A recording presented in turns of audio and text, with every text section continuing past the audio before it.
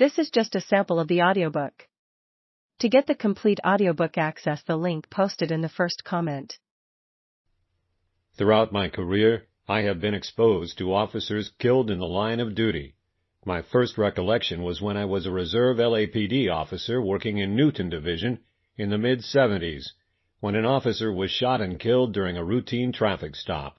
Finally, it dawned on me how potentially dangerous it is to be a police officer. During my time as district attorney, I went to many active crime scene investigations where police officers had been shot and killed or seriously wounded. I strongly supported efforts to place special emphasis on the prosecutions of those responsible for the murder of police officers. When I joined the district attorney's office as a brand new prosecutor, I became emotionally involved in many of my cases. I was unprepared to being exposed to the large number of persons committing murders, rapes, robberies, serious assaults, and selling large amounts of narcotics. Gradually, a certain acceptance and cynicism set in as I was prosecuting these cases on a regular basis. I became hardened to these crimes. I prosecuted all these cases thoroughly and professionally, but without becoming personally or emotionally involved, with one exception. The exception involves the murder of a police officer. To this day, I have a strong emotional reaction when I hear about the murder of a police officer. I have known and worked with many peace officers during my career as a prosecutor. When the job is done right, there is not a more admirable nor noble profession to protect and to serve the public. Lessons learned.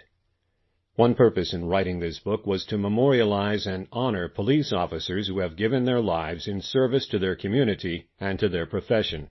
Although this book contains 8 chapters involving the death of 8 officers and 1 police canine, it is dedicated to all officers who made the ultimate sacrifice in the line of duty. Although there is nothing positive about the death of a police officer, the authors have included a lessons learned segment at the end of each chapter. Former LAPD Captain Greg Meyer is one of the nation's foremost experts on police tactics and on officer safety, having lectured and provided expert testimony on these topics throughout the country over the years. He has contributed his opinions and expertise in the preparation of these lessons learned segments.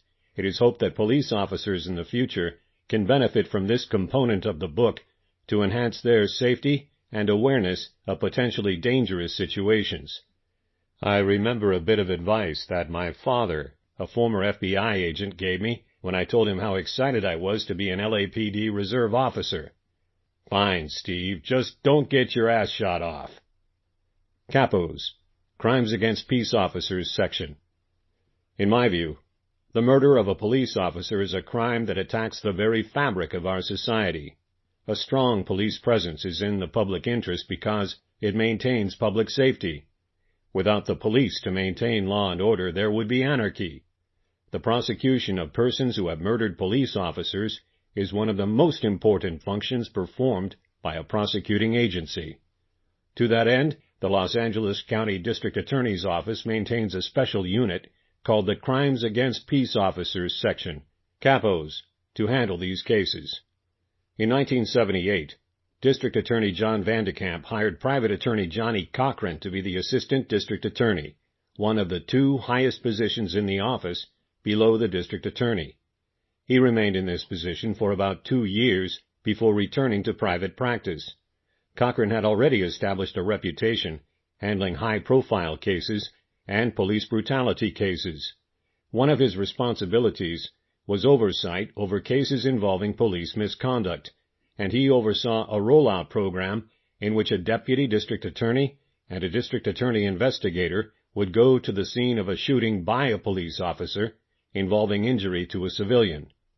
Law enforcement officials suggested to District Attorney John Vandekamp that if he was allocating resources to investigate police officers who fire their weapons, it was only fair to allocate similar resources when a police officer was the victim of a violent assault. In 1980, Vandekamp created Capos,